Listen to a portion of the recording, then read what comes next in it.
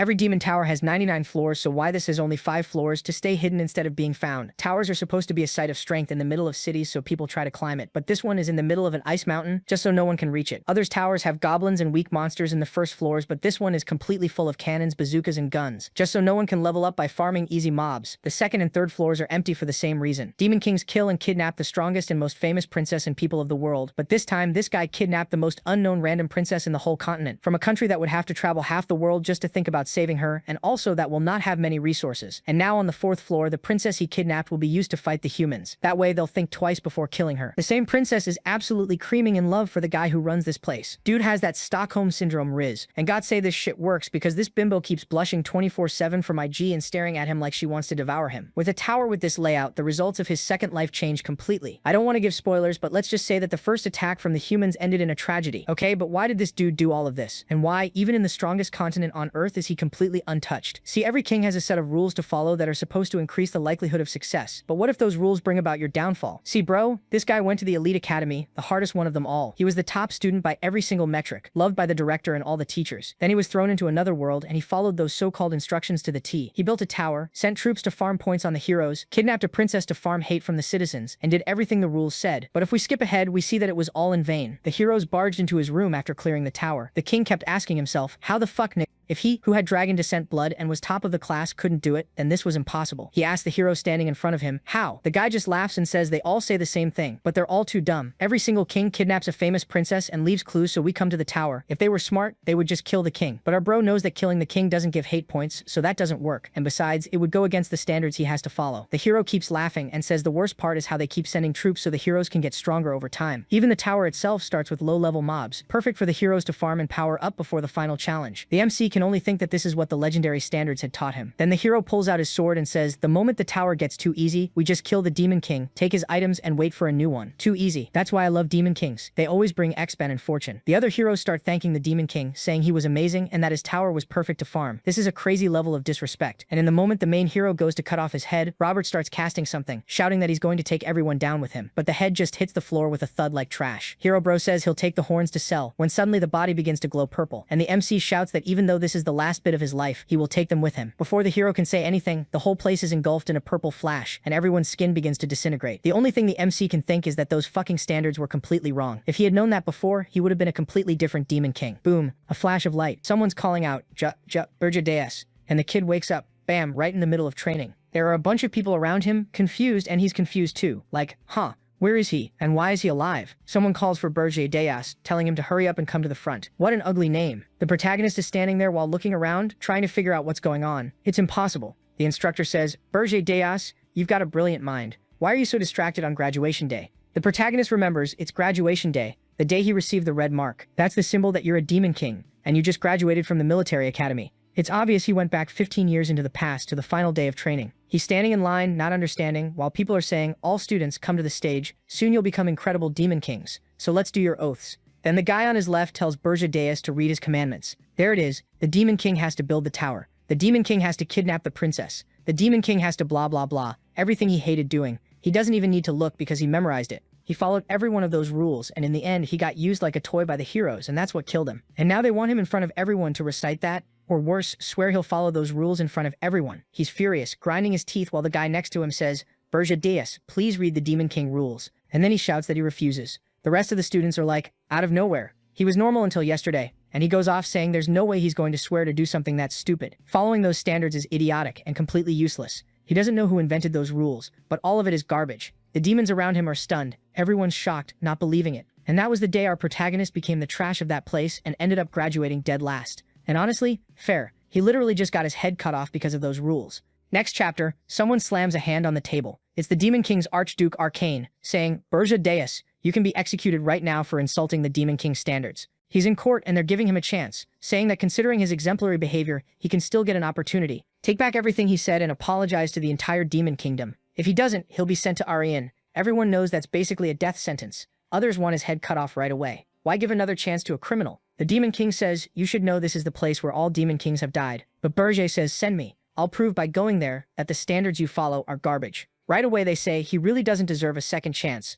He'll be sent there immediately. But he won't get any of the privileges demons usually receive when they go there, and nobody will accompany him until his assignment is finished. he's forbidden from returning to the Demon King's kingdom. And with that, he gets kicked out through a gate in the sky. He thinks, well, I figured this would happen. After pulling that stunt, here I am in Arian, the same place where the heroes killed me. Even before the regression, he personally chose this place, because he thought that since he was the strongest, he should conquer the hardest place of all. But that arrogance cost him his life, since the heroes were abusing those standards. He crashes down in the middle of the mountains and ends up in the northern continent's mountain range, but he swears it's not happening again. This time, he's the one who's going to abuse the system. Next scene cuts to a guy with a little beard, putting on a shirt, looking sharp. This is the top graduate of the Demon Academy, Gordon Jury. And just so you get it, he's the top graduate of the Demon's Academy. Our protagonist came from the Demon King Academy, and the top graduate of the Demon Academy has to serve the top graduate of the Demon King Academy. People are saying, damn, Burjay, you got insanely lucky. You're gonna serve Lord Demon Burjay. You're a legend. Damn it, if I'd worked harder, I'd be the one serving him. Gordon says, everyone there is good people. Relax.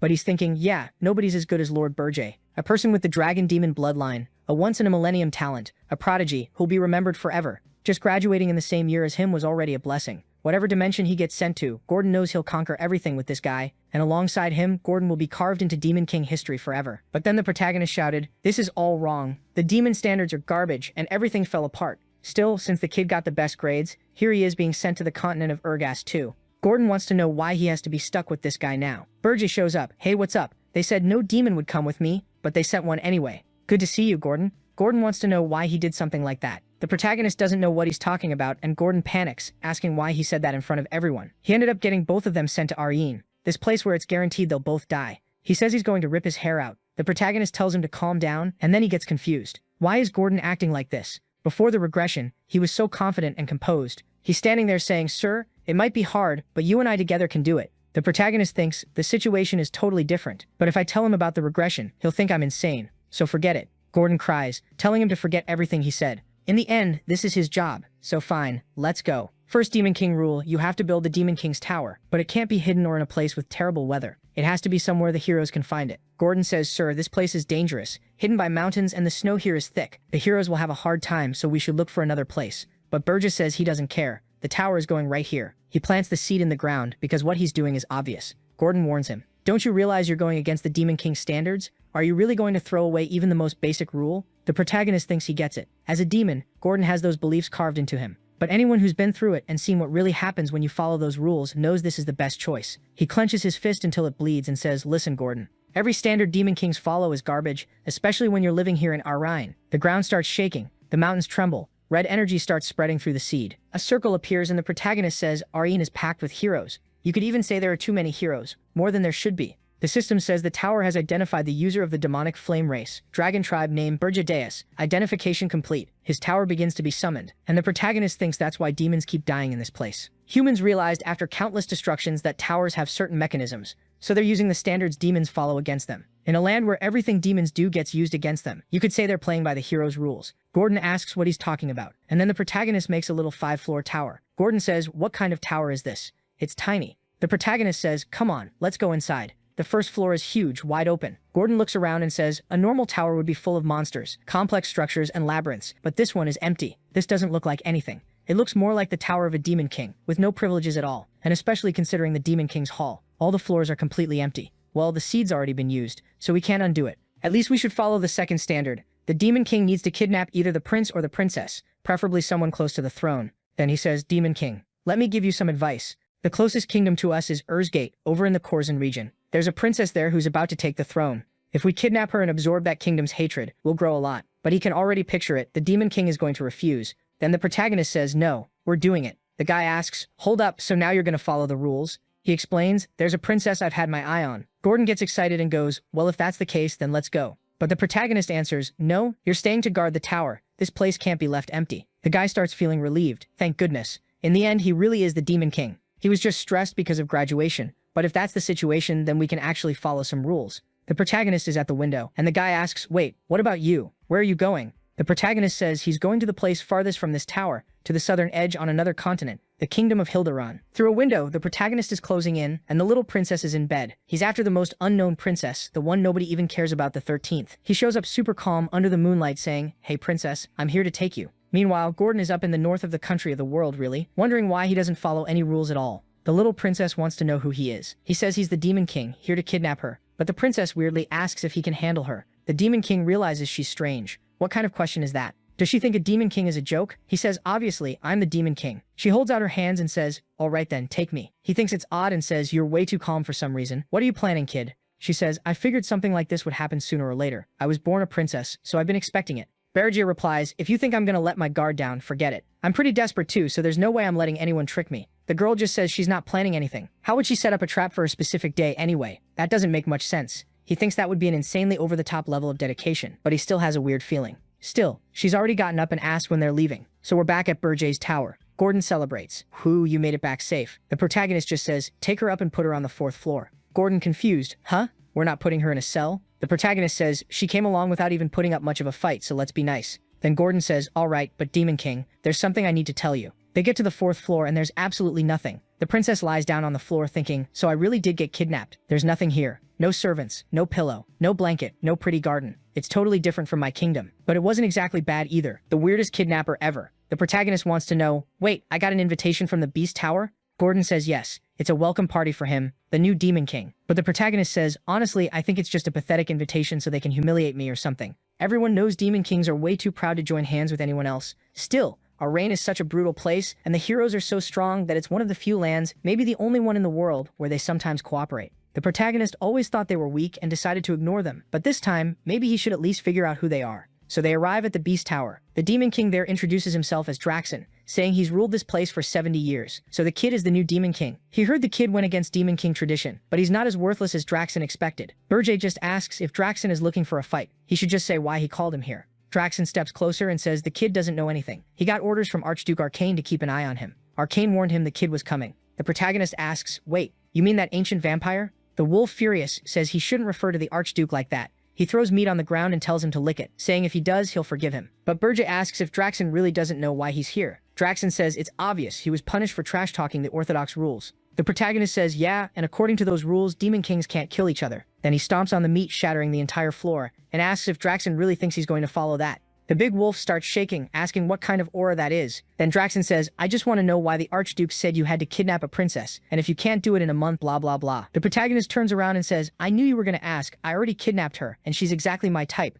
What is this with the protagonist? He's acting weird too. Now we're back at the 5-story tower. Gordon says he really showed the mastery and excellence of a demon king. The protagonist says it was nothing special. He just wanted to make sure that guy won't interfere with the plan. But they need to be ready, so Gordon is going to check on the princess. They need to learn how they can make use of her. A while later, he's thinking the consequences of insulting the orthodox ways were worse than he expected. Even so, he'd make the same choice again. Better to die than bow your head to trash like that. He won't repeat the same mistakes. He'll rebuild the foundation from the beginning. He captured the princess with the best ranking, so he's gaining some demon energy points. Either way, it was still the safest method. Then he sees he has 13,000 points and gets confused. Wait, why do I have so many points? Suddenly, he receives a recording from the Beast Tower. Draxon says, kid, I have to congratulate you. Our first meeting was pretty rough, but I have to respect your choices. Because you pulled off what nobody in our reign has managed to do, and you did it fast. I'm impressed. Looks like that whole insulting the orthodox way thing was just an act. The protagonist immediately thinks something's off. Gordon comes running. Demon King, we've got a problem. The 4th floor, it's a whole garden. When the protagonist goes in, he sees the place is going through a natural transformation. The little princess is there playing with a bunch of spirits flying around her. The protagonist realizes it. This girl built an ecosystem inside the tower. First of all, to do that, you'd have to be someone who mastered 4 elements. He's sure he captured the 13th princess. The weakest, most useless one. In his lifetime, only spirits could have that much power. So he says, you're not the 13th princess. She replies, so you thought I was Helena. He says, wait, who are you? She says her name is Ernan Hilderan. She's the first princess. Oh no. In the kingdom of Hilderan, everything is chaos, with the king screaming, demanding to know who captured his favorite princess. He's already sending the army, ordering them to bring her back immediately. Back with her, she says, that's why she asked if he could handle her. The protagonist still doesn't get it. In his past life, he'd heard about a princess who was an elemental genius. She was overflowing with mana in theory, so how did he not detect it? She shows him the ring and says it hides all the mana she has. It's a treasure passed down through every generation of the royal family. That answers his question. So does he want to send her back? The protagonist watches her, realizing he's in the exact situation he didn't want. But sending the princess back would be an eternal humiliation. No kingdom in this world fears a coward, and it would become insanely hard to collect demon energy. So that's it, he has to go through with the plan. The system announces that hatred toward Demon King Berger is being detected. The demon points won't stop rising. He's almost at 20,000. The protagonist gets it. So they found out I'm the one who kidnapped her. Then he says, it doesn't change the fact that you're not the 13th princess. You're still my prisoner. The scene shifts to the kingdom of Ryodoran, where the king is furious, ordering them to kill that idiot demon king and bring the princess back. But they still don't know who's behind it. Someone says, Your Majesty, we still don't know which demon king did this. We're sending patrols, but give it a moment. The king is boiling over, yelling for them to hurry up, find out, and bring her back. A human in the back says, "Something's weird, my king. The demon king of lust captured another nation's princess recently, and the heroes killed him." The message was crystal clear. So why would another demon king show up and kidnap ours? People look thoughtful, while the king, still raging, says that explains it. It must be someone new who doesn't know what happened. A knight steps forward and says they found traces of teleportation magic. It looks like it came from the northern region, toward the Urgus Mountains. The king is confused. Wait, the Urgus Mountains. So we're back at Burjay's tower. Gordon warns the Demon King, their army's going to get here soon. Don't you think it's way too early for you to wipe out an entire troop like that? But he says, I don't think so. Ryveron's army can't get here. At the strategy table, people are saying, the Urgus Mountains are way up north and we're down south. How are we supposed to get there? Logistics are already a nightmare, and every nation would have to let our army pass through. The protagonist is sure they won't allow it, because the humans are still fighting among themselves. So the king says they have no choice. They'll need help from the Heroes Guild, which has already posted a mission to rescue her. Everyone's thinking they kidnapped Ryveron's princess. This demon king is insane. The problem is, everyone knows Urgus is packed with monsters. It's extremely far, and it's a brutal trip. The heroes aren't very interested, saying this time Ryveron can deal with it on their own. They're not dying for that king. Burjay always knew they call themselves heroes, but they all work for money. They won't come all the way out to some northern mountain and risking death just to rescue that girl. That's exactly why he set his base here. Gordon thinks it over. Looks like not following the rules actually worked this time. Even if the decisions don't make any sense, they're working here in Aryan. He barely arrived in this place, and it feels like he's been here before. The king is furious again, demanding to know why no heroes are showing up. He smacks his hand against his face in anger, because all they care about is money. The protagonist knows that's why it'll take time for them to put together a decent party to attack him. Meanwhile, he'll rack up points and buy some creatures. The kid is preparing his castle for the attack, but even if he's gaining points, it's nowhere near enough to stop a real assault. So he says, Gordon, contact Draxon. I want to sell demon energy. Gordon says okay, but he freaks out, asking what he means. He doesn't understand demon energy is the most important currency for a demon king. It's extremely limited among their kind. It's what he uses to summon creatures and upgrade the tower, so why trade it for human money? The protagonist says, yeah, I know. Draxon's been here a long time, and he'll pay a good amount for it. But it's not enough to stop them, so I need money, because with money, there's something I can do. The scene shifts to Rautin, the fortress city. A hooded figure walks up to some soldiers who tell him to stop, and he introduces himself as a mercenary. He tosses a coin into their hands. The soldier blushes and lets him through. It's our protagonist, Burja. First step, find a guide who can feed him the information he needs about this city. At the Scarlet Mercenaries base, some guys are talking. Hey, Captain, shouldn't we get out of here? Another guy answers, why? This place is great. Soldiers kill the monsters, and we just sit here and take it easy. What place in this world is better than this? Someone with a mug raised says, didn't you hear the news? Looks like there's a new Demon King tower out in the Urgus Mountains. The guy replies, are you serious? Don't you know Demon Kings build those huge towers where everyone can reach them? Another one says, I heard they kidnapped Rydarin's princess. But he answers, no way. Like they'd kidnap her that far away. How would the heroes even attack so he could use his monsters? So the big-nosed guy goes, how about this? Looks like the Heroes Guild refused to save the princess. The guy kicks his feet up on the table and says, yeah, right. Like heroes would ever refuse. An heir is valuable. They're just stalling so they can squeeze as much money as possible out of the king. You've got to remember what those heroes are like. Right then, the protagonist shows up behind them and says he gets what's going on. The guy freaks out, falls on the floor, demanding to know who he is. The protagonist goes, wow, you guys are really well informed. Here's how it's going to be. One of you stays here and everyone else gets out. Now, he shows up making a scene, and obviously they're not going to listen. They go straight for him. But while they're still midair, each one takes a hit to the gut, the face, the nose, and they all crash to the ground. He plows through the whole group. Then this huge musclehead comes in swinging a hammer that looks like it's about to land clean, except the protagonist blocks it with a smile. The guy starts shaking. A couple crossbows fire from the side. Another strike slams into the wall. All the hunters can think is, what kind of monster just walked in here?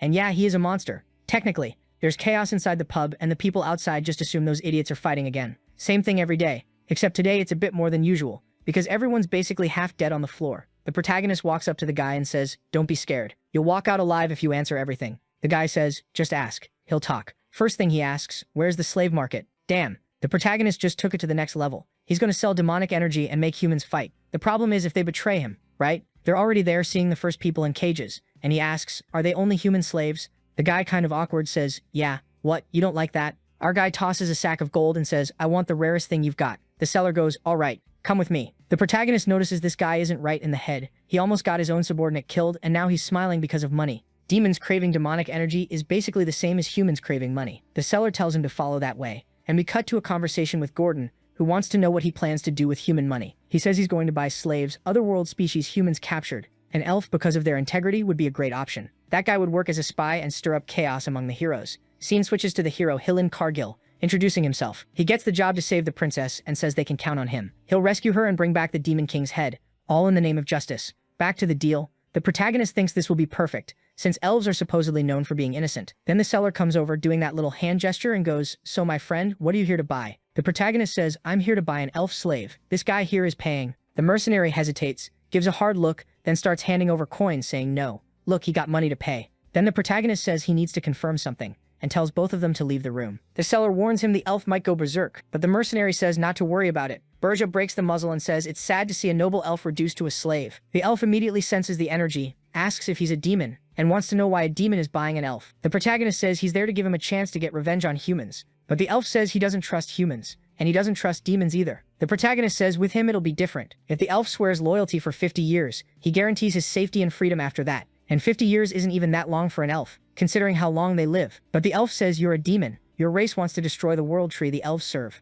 How am I supposed to trust someone like you? And honestly, it's already weird that you're a demon king here looking for help from an elf. The protagonist thinks the bastard just said the obvious but answers, "Fine. Then we'll do this. I swear on the Demon King rulebook that I'll never lay a finger on the world tree." The elf is stunned. He knows those rules are sacred to demons, the way the tree is sacred to elves. And the protagonist finishes by saying that in return, all he wants is for the elf to follow him for 50 years. The elf laughs and says he really is a weird demon, but if he went that far and made that oath, then fine. His name is Granada from the Maple Tribe, and he swears he'll follow the Demon King who sent this guy there. That's when Berje says, "No, I'm the Demon King." Granada just stands there, not getting it. Then he starts laughing, saying it's hilarious. Sure, the Demon King went to some rundown place to buy a slave. What kind of Demon King is that? He'd have to be dirt poor with no power at all. If he really is the Demon King, Granada swears he'll help him for 100 years, because he must be desperate. After that roast, we're back at the tower. The protagonist goes, "Well, like you said, you're helping me for 100 years. Granada's like, "What the hell? So you really are the Demon King? Hold on, something's off. Also, nobody told me the tower was this empty. There's literally nothing up to the 3rd floor.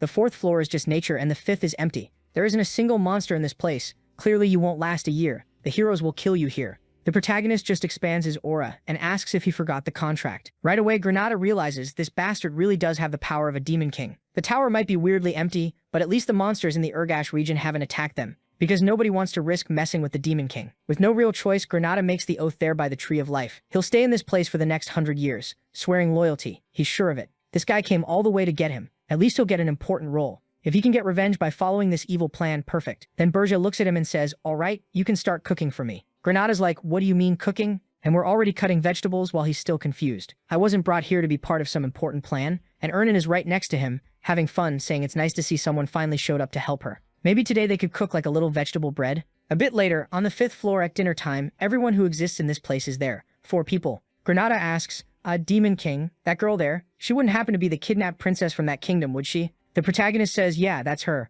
Ernan Hilderin." Granada yells, "No way, you grabbed the main country's princess with this 5-story tower?" The protagonist says, "That's why I went to buy you. Now sit down and eat." Granada still doesn't get what he means, while the protagonist compliments Ernan's cooking. On the 4th floor, Granada asks, "Wait, are you trying to make me fight the heroes here?" The protagonist says, "No, if they get here, it's over, we're dead. You're basically going to destroy the human world for me." Granada gets it. "You want me to be a spy?" The protagonist says yes, but first he needs to see what the kid can do. Granada goes, "Hold on, what do you think this is? That I'm going to beat the Demon King inside the Demon King's tower? Are you out of your mind?" The protagonist says, "All right then, I'll use only one hand and I won't use demonic energy. If you win, I'll cut your contract by 50 years. Granada gets ready and says he'd better keep his word. Then he's gone, charging in, throwing a stone attack straight at him. The protagonist blocks and says, "Not bad for someone who was locked up. Are you absorbing mana from the 4th floor and powering up?" Granada says it's too late to complain about that. He made the bet and he's using everything he's got. Then plants burst out of the ground wrapping around his foot, and Granada tells him to open his mouth, because now he's taking back 50 years. Berger smiles and says fine,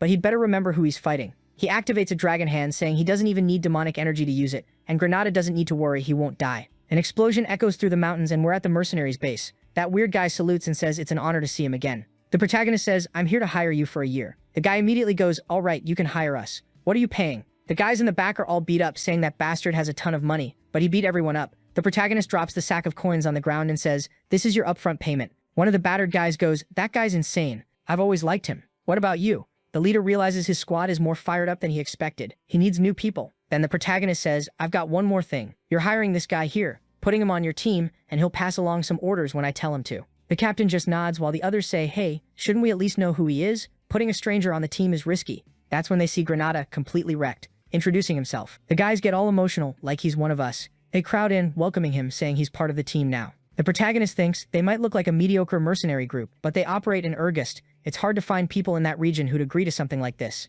and Berja knows exactly which hero would answer a call from Rai Duran. Hilaine Cargill, the guy who killed the Demon King of Lust. He says, Red Falcon mercenaries, this is your first mission, investigate Hilaine Cargill, the hero hired by Rai Duran. They agree. Back at Berja's tower, he says now that he left the hero situation to Granada, it's his turn to get stronger. Demonic energy points can be used to upgrade the tower or even the Demon King himself. And for Berja, who sold all his points, the only way to strengthen himself is spiritual blooming, a mana crystal that forms after absorbing nature's mana. When you consume it, it gives you a strength boost. Since Mount Urgus has had its mana barely absorbed by anyone, it's packed with it, and that creates much more refined mana blooms. Basically, it's a place full of treasure. For a demon like him, it's obviously not as effective as demonic energy, but it's what he's got, so he says, I'm heading out, Gordon. I'm going to hunt some spirit blooms. Gordon says, Demon King, you've lost it. You know, finding one of those is like finding a needle in a desert, and monsters aren't like pets. They'll attack the second they see you. Berja says monsters are the least of his worries, it's easy to deal with them. The real problem is the flowers. Gordon says it'd only be easy if he had an excellent mana detector. And yeah, we already know where this is going. Someone knocks and Ernan shows up asking if they're busy.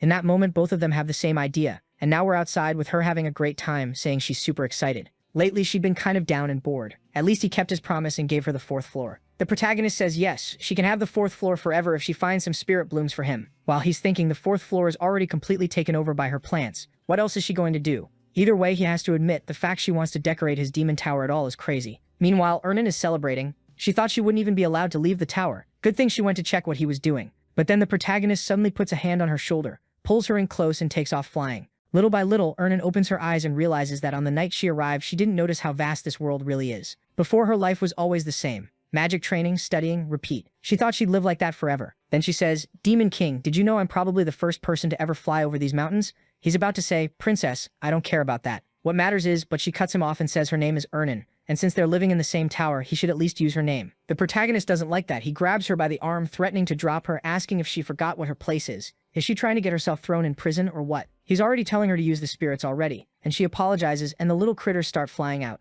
The protagonist thinks it's going to take a while, but still faster than him and Gordon. But then right after that, she says she's already found one. They fly over there and find an ice flower in the middle of a whole bunch of orcs. He realizes, unfortunately, they've got company. So he walks up and says, creatures from the demon realm, if you still have any honor in the blood running through your veins, follow my orders. But the orcs just say no. They don't like demons, they don't trust him, and they want him dead. Berja's veins practically pop, and he says Gordon was right. Yeah, these beasts deserve to die, and it's easier to just burn them all. The creatures jump in to attack. For a second, I thought they were going to come to some kind of agreement, and he'd take them to the castle, but nope, they just get completely evaporated. There's another one coming from behind telling the others to hit that unprotected girl, but the protagonist just holds his hand out to the side and makes them disappear too. Ernan is thinking, she'd heard those orcs are insanely hard to deal with, but they couldn't even get close. So that's the power of a demon king. Night falls, and there's a sea of bodies all around. They finally make it to the Hyacinth spirit, an intact water and ice spirit. She's totally into it, but he immediately tells her to stop staring and takes it, saying if she finds another one like it, she can keep it. Thinking to himself that if you want humans to work, you've got to dangle a carrot.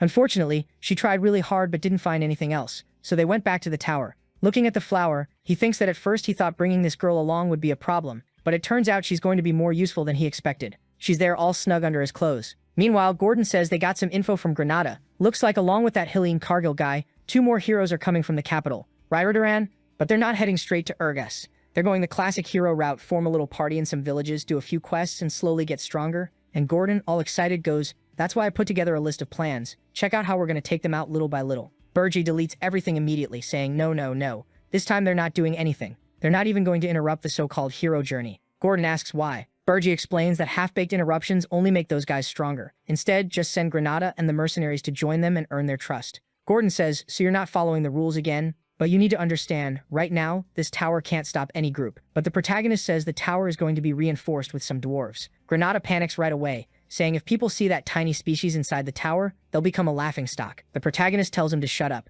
He explains they're not stopping the heroes using dwarves. More specifically, they need the magical tools the dwarves have. Normally, when heroes reach the castle, they expect a bunch of weak monsters at the start. Then they climb the tower little by little. But if they get greeted by a dozen cannons, Gordon thinks it's pretty weird. But there's no denying the heroes wouldn't be ready for that. Still, he shakes his head like, no, no, no, no. This is way too far outside the standard playbook. But the protagonist has already vanished, and Gordon is left fuming. Now we're in Wolfner, the dwarves' underground city. A human is working a forge there, and his name is Logar Friedrich, and it looks like he's about to get kidnapped by the Demon King. In front of the city gate, someone says that before returning, he fought countless dwarves, but this is the first time he's entered their city. At the Midnight Inn, our guy shows up to ask for a weapon, but he doesn't know where to go, so who's the best blacksmith around here? The protagonist tosses some coins down, and the guy says he's a pretty smart human. Borja knows dwarves work kind of like heroes, and the guy says go to the center of the city. You'll see a massive hole. There's an elevator that chooses which floor you go to, but there's also an authentication system to identify intruders. The protagonist just jumps from the top straight to the very last floor and ignores all of it,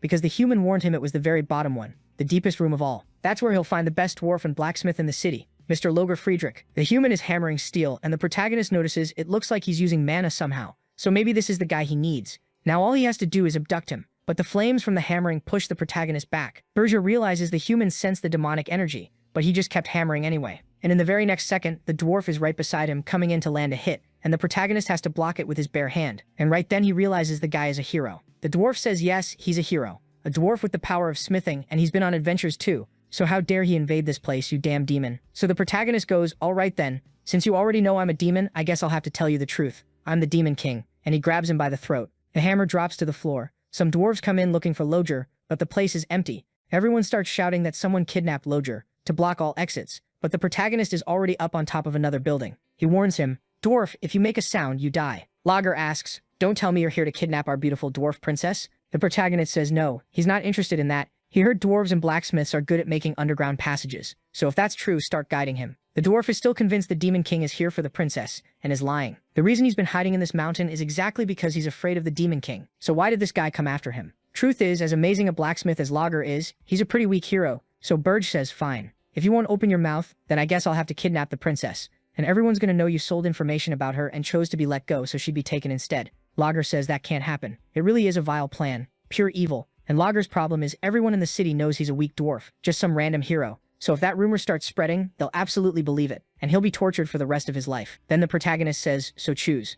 Am I taking the princess, or am I taking you? I'll make sure you're safe with me. I swear on the demon's rulebook. The little dwarf stops to think, wait, that's their mantra. If he swore on that, he definitely won't break it. So he says fine, and they start making the underground passage. Back at Loger's forge, everyone is looking for him. There's a princess. Wait, princess? No, this girl has shoulders like 15 meters wide. She doesn't know where Loger is, and he was supposed to make her weapon. That's the princess of this place, Louise Worf. And just from her design, you can tell she's going to cause chaos. She immediately tells everyone to shut up and find him. How did anyone let a hero get kidnapped? A dwarf says, my lady, he's a hero, but he's really weak. She tells them to shut up again, find the kidnapper, and bring him to her. If they don't, she'll rip the head off every dwarf there. Meanwhile, our protagonist and Loger keep going through the secret passage. For some reason, the protagonist is staring at the guy's butt swaying as he walks. Then he goes, you bastard. How long do I have to keep looking at that? The dwarf tells him to relax. They're almost out, and they'll come out on the mountaintop outside. Then Loger says, all right, this is where my job ends. I showed you the passage, so you go your way. Burge says, what are you talking about? You're coming with me.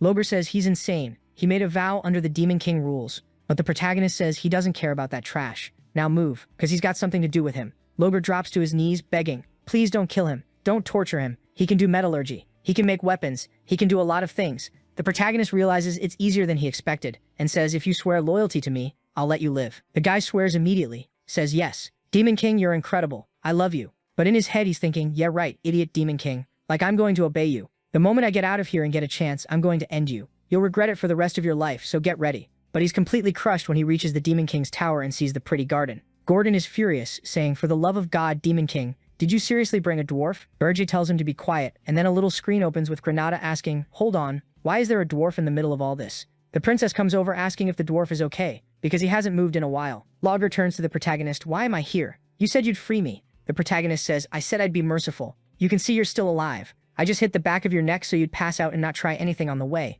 Lager starts laughing like a maniac in the middle of the hall, shaking the whole place. Burge says, looks like you're pretty happy to be my subordinate. Lager says yes, he's very happy to be there. The protagonist says that's a great mindset. Then he gives him his first mission, install a huge wall of cannons on the first floor to destroy the heroes. Scene cuts to the real heroes area in Urgest, in the prep room. Granada is passing along information. People are saying the new Demon King uses black flames. That's the rumor in the city. And that's why most heroes are going to attack with fire-resistant gear. On top of that, everyone's saying the new Demon King doesn't send demon beasts, because he's terrified. Burge notices they're still feeling brave. Too bad they're not going to get anything out of this hero journey. In the end, they'll follow the route, lose interest, and won't even manage to level up. It's just a race against time. Stay on mission, Granada. And then he disappears. The elf is thinking he really doesn't want to send any monsters, so the heroes don't get stronger. No denying it, he understands how those people work. Has there ever been a demon like that in history? Good thing he's not my enemy. Back with the protagonist, he's laying it out. Dwarf, the only restriction is you can't use a single mana stone. I don't care how you build my first floor, as long as you follow that rule.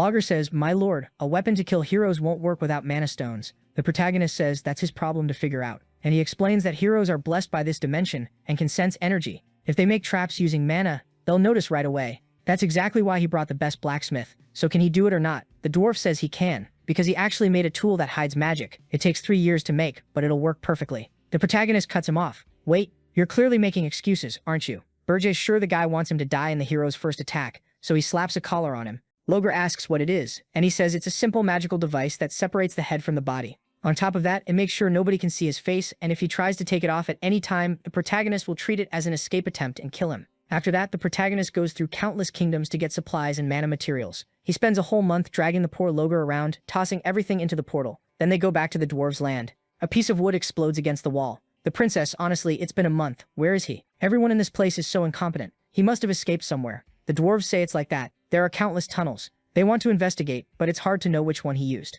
But Louise doesn't want to hear any of it. She says they have 2 weeks to find the kidnapper, or everyone there dies. She stomps the ground and everyone runs off in a panic, saying they'll try to find him. She's furious, because in the middle of the forge is what, in theory, should have become her sword. Logger better be alive, because he's not allowed to die until her weapon is finished. But then, out of nowhere, Logger shows up right behind her. She turns around and he's holding that item the protagonist gave him, the one that's supposed to make his face impossible to detect. Louise, though, goes, "Wait, that's a secret tunnel only he knows about. Wait, is that you, Logger?" He's totally confused and gives the princess a small, awkward hello. She clenches her fists and says the bastard came back. Looks like he ran off to hide because he didn't want to make her weapon. The poor guy tries to say it's all a misunderstanding, but she says there's no misunderstanding at all. It's obvious he tried to trick the princess. From now on, he's her slave for the rest of his life. But before that, he's getting punished for trying to run. Then the place explodes, knocking her backward, and she demands to know who he is. Right then, Berger shows up, saying, "Move it, Logger. Grab what you need." The princess is furious, saying he'd better tell her who he is, and why that sick dwarf is helping that bastard. The protagonist says he's the master of that poor little dwarf she's been squeezing for money. And she snaps back, saying she's not squeezing anyone. He's just the slave who's going to make her weapon for the rest of his life. She starts throwing a whole combo of punches, yelling, wanting to know who he thinks he is to try to take her dwarf away. He steps in and kicks her in the neck, but the princess blocks it,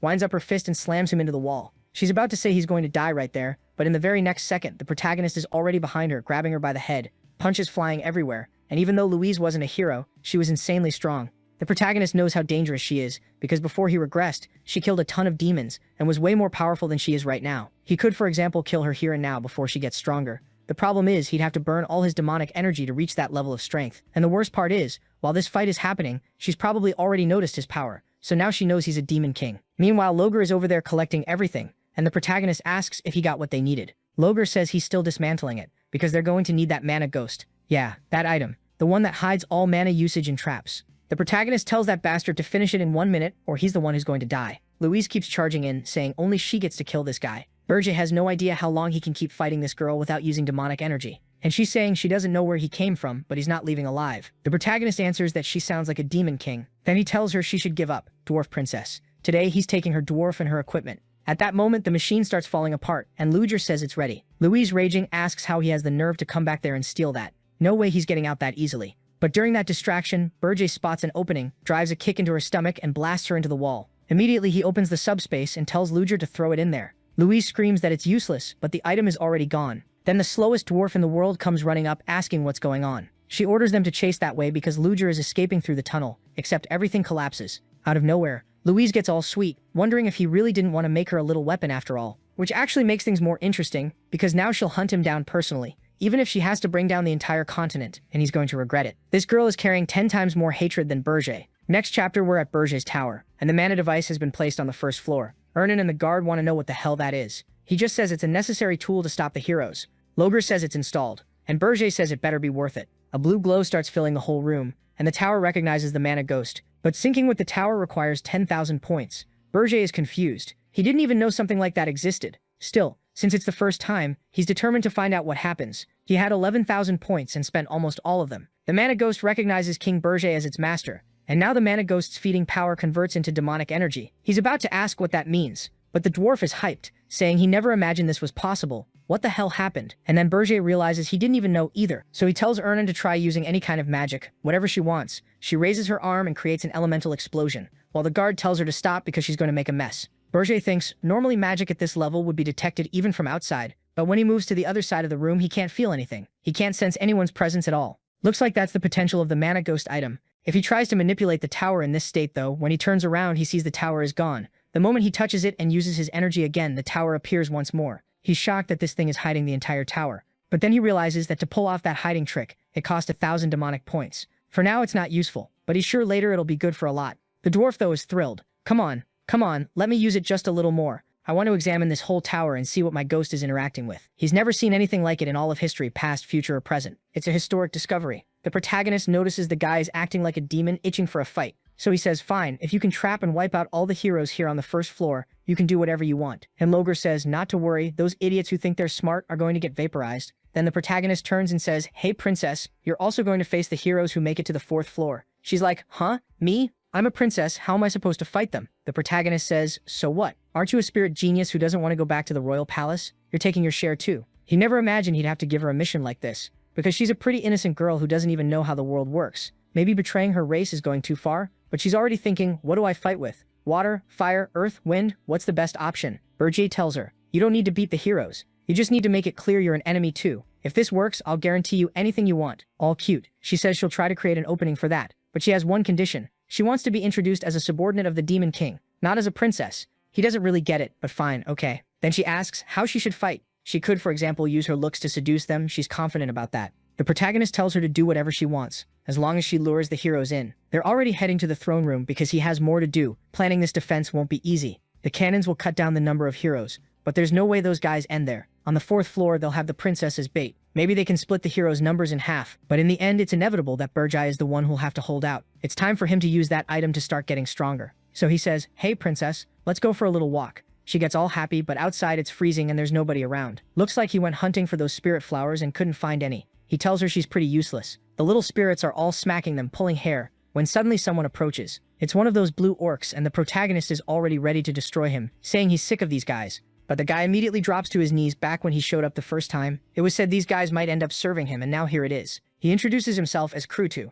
chief of the Blue Ice tribe. He welcomes the Demon King and asks them to accept them as friends and as the same race. The protagonist is like, huh, why do you want that? Now the guy starts apologizing, saying, our ancestors betrayed the demons, and we carry the original sin. So please, we want to restore our honor by serving the Demon King. But Berger isn't stupid, he just says spit it out. In the end, you just want to get stronger by becoming demons and you're scared I'll kill everyone. Also, I know you've got more connections to the spirit flowers. Krutu says there's no hiding anything from him and has someone bring something over. When they open the box, there are 3 flowers. Now the protagonist gets it, that's why he couldn't find any. He realizes these guys can talk smoothly, they know how to negotiate, and they're good fighters. Still, it's weird, why are they so smart if they're just grunt orcs? The guy explains that to survive in these harsh lands, they had to develop more intelligence than brute strength. Berger says it's funny, because now they're talking to him because they need strength, but he finds it interesting and says, alright then, I like you. He activates the magic circle and says he'll accept them, but for now, only Krutu will be marked as a demon. With the new power he's about to receive, he's supposed to travel across the snowfields, conquer more territory, and increase the tribe's strength in Berger's name. He's supposed to wait for the next orders, because he'll be rewarded with power far greater than this. That way, his tribe will be eternal. And Krutu instantly bulks up, huge, jacked, turning dark on the spot. He thanks him, saying from now on he's devoted to the Demon King. Everyone bows. Now they've got a 5-story tower that can be hidden. A legion of grunt orcs in the mountains. Logre built a ton of cannons on floor 1. Ernan is on floor 4 with her spirits, masked, and the protagonist thinks, good, every piece is in place. He wants those damn heroes to come because they're gonna pay for the humiliation from the past life. In the middle of the forest, the blonde guy Hillian celebrates. Granada, we're almost there. And Granada's like, yeah, we are. The guy is way too deep undercover. They arrive at the famous Urgis Mountains, and a pretty big group is coming too. Next chapter goes to Holton Walk, a place where the heroes prepare. There's a banquet going on, and Hillian is thanking everyone for the support at this incredible fortress. Pharaoh answers that it's a great pleasure for him to be on this page of history. Then he says, Hillian, kid, you should say a few words. Get everyone fired up. Come on, everyone. Hillian's going to say something. Hillian loves it. He likes attention. He goes, my comrades, my noble heroes and knights, the journey we've waited for has finally reached its final stage. The Demon King provoked our kingdom, but he's afraid of us. He didn't send any monsters, so we're going to invade his castle and end him for having the nerve to take the princess. Everyone shouts, for justice. Meanwhile, Granada is thinking it's just like Bereg said. Not only are there not that many heroes, they're not even that strong because they haven't evolved. The only person who's actually useful is Hillian, because he was already strong and had the popularity to attract people. Even so, the last time he went to that tower, it was completely empty. If they show up at full strength, maybe that place falls. It would be good, for example, if he cut off a few heroes' heads. But then he stops and thinks, no, calm down. What am I thinking? If the subjugation works, it's good for me, because then I don't owe that damn Berger anymore. He decides to stay calm, but then he also might end up dying to Berger. At the very least, he needs to pass along some information, otherwise he'll be useless. A while later he says, alright, we've arrived at Hatane Fort, and tomorrow after we resupply we'll start climbing the mountains. Berger tells him, once you leave Hatane you don't need to contact me anymore, but be careful crossing the snowy mountains, and don't let your guard down. Also, when the tower opens, stay far away from the door. Granada doesn't understand any of that, but right then Hillian shows up. Hey Granada, what are you doing out here, my honest great friend? I'm just getting some air. Is there a problem, Hillian? No. Want a drink? For you, elf wine. Yeah, I'm scared that's poisoned. Hillian says, you look like something's on your mind, my comrade. What's making you nervous? Granada answers, do you think we're really going to beat the Demon King? And the hero says, honestly, he has no idea either. People trust him and follow him. But subjugating a Demon King is still the most dangerous thing in the world. None of the attempts so far have been easy. Granada says, but weren't you the one who killed the Demon King of Lust and absorbed his powers? Compared to that guy, this Demon King who just showed up should be easy. And speaking of killing the Demon King of Lust, tell me your heroic story. Hillian stops and thinks for a second, clearly shaken. Then he smiles, fake as hell, and says, it's nothing. It's because I had incredible comrades. Comrades like you, Granada, who are always fighting for us and taking care of the monsters.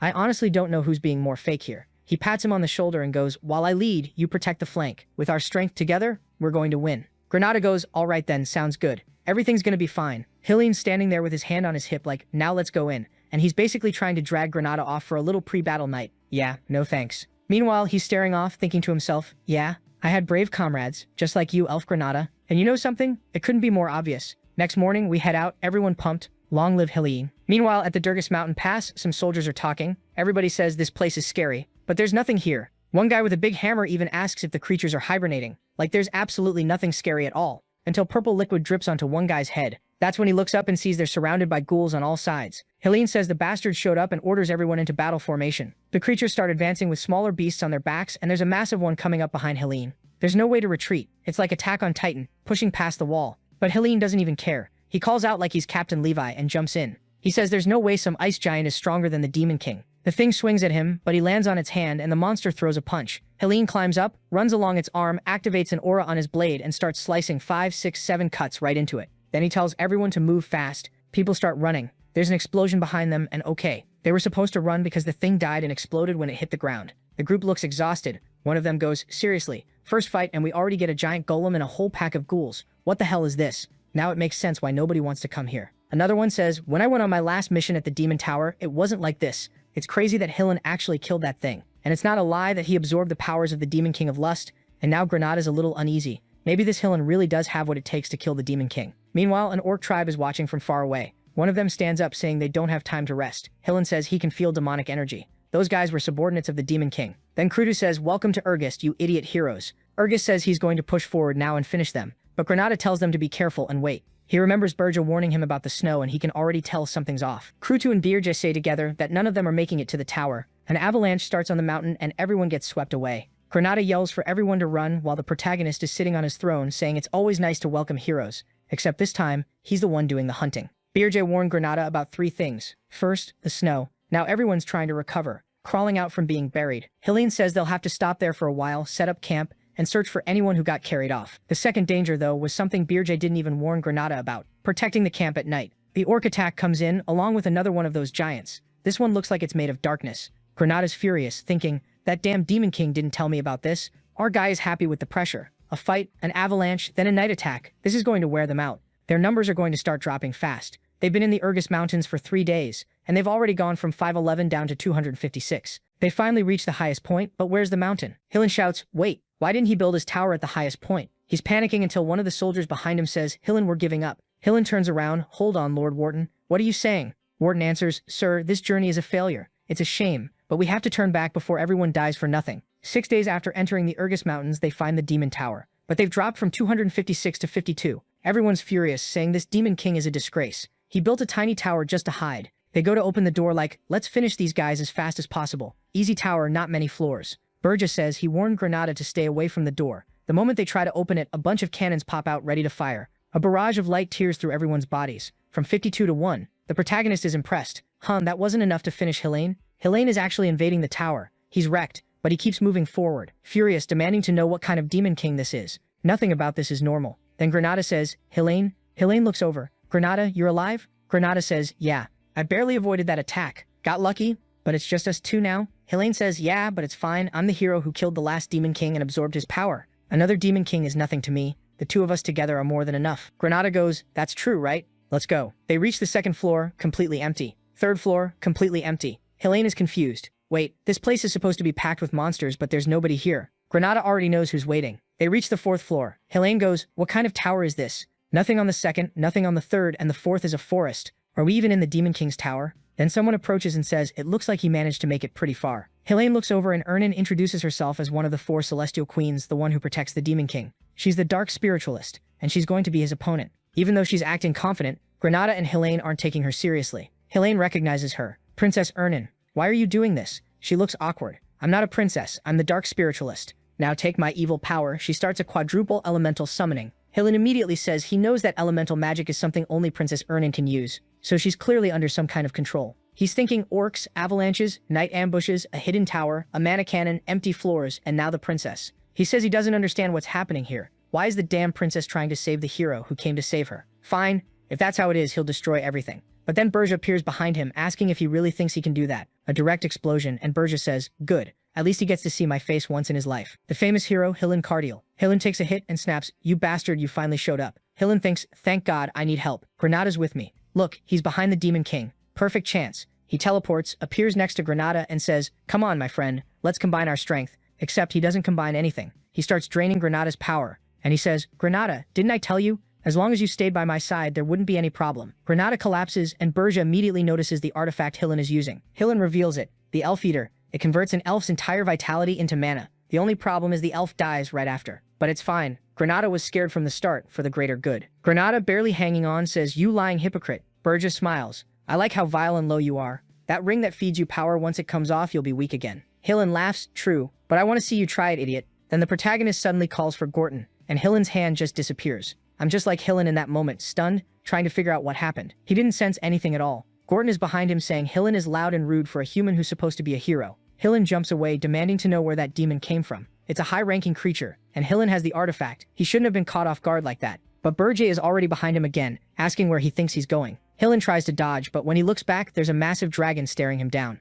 In that same second, he realizes there's no way out. The protagonist starts charging up a spirit bomb-like blast, saying, goodbye. Time for him to take the first beating of his life. The explosion hits dead on. The whole tower gets swallowed in a purple glow. The poor hero is burned to a crisp on the ground. Berja says he's impressive at least. Hillen is still barely alive, groaning. The protagonist says, all right, tie his hands up and throw him in prison. And any humans still alive outside, throw them in prison too. Meanwhile, Granada is dying, saying, I can see the afterlife, this is the end for me. But the protagonist walks up, gives him energy from a spirit flower, and Granada regenerates instantly. He stands up, shocked. Wait, I'm completely healed. What happened? The protagonist gives a little spirit flower to Ernan too, and she thanks him. Ernan realizes the Demon King used something precious on Granada. Then he tells the Lord, your cannon worked, so I'll give you permission to destroy the whole tower and do whatever you want. That's it, everyone. Go back to your floors, keep doing your daily tasks, he says and walks off. Granada can't believe it. Even after a fight that intense, the Demon King is totally calm. That really is the Demon King. He sees Ernan thinking and asks what's wrong. She says she actually thinks the Demon King is tired. Then he slams his hand on the ground and falls backward, exhausted. He didn't show weakness because that's forbidden for him. But that damn Hillen, even weakened and missing a hand, almost tanked the strongest attack he has. That's what it means to be one of the 10 stars, the strongest heroes on the continent. And even though Hillen was one of them, he was one of the weakest. Berja can tell the Demon King is spending too many points strengthening the tower and manipulating people's plans, and it's draining him. If Hillen hadn't fallen for the traps, there's no way he could have won. The plan left him exhausted, stressed, and panicking. And even with Hillen mentally shaken, showing an opening, and the Demon King throwing everything he had at him, Hillen still didn't die. Still, either way, he secured a win without following the usual Demon King playbook. Something that didn't happen in the past and almost never happens when the Demon King is discovered and kidnaps the princess. You could call it a success in this life, and now he can see there's a way to change the future. He's gonna get revenge on those bastards. Next scene. Someone's asking what kind of nonsense this is. You're telling me the heroes gave up because they couldn't find the tower? It's probably Draxon at his house. Meanwhile, in the city of Halton, there's a conference going on. Everyone wants to know who's responsible for this failure. Warden says they didn't fail. There's still hope. Hillen Cargill and the other heroes didn't give up. They're still searching for the Demon Tower. But news about what happened on the expedition starts spreading fast across the continent. The king is furious, saying that damn Hillen Bargill was full of himself and ended up being useless. Since he didn't rescue the princess, he should be executed. Louise is furious too, saying she wouldn't just let this go. They have to find that bastard and kill him. The story keeps getting more exaggerated and twisted everywhere. In the city, one man says, I heard Cargill didn't stand a chance and died right away. Another replies, yeah, looks like he couldn't beat that Demon King. And because of that, our protagonist is already at 290,000. The scene cuts to the hero's headquarters. They're calling for Wharton, asking if there's really not a single lie in what he said. He says he swears on his name, he's only telling the truth. The heroes say this is getting serious, but since they still don't know the identity of this Demon King, they need to be careful too. Helene Cargill was one of the 10 stars. He wasn't supposed to die that easily.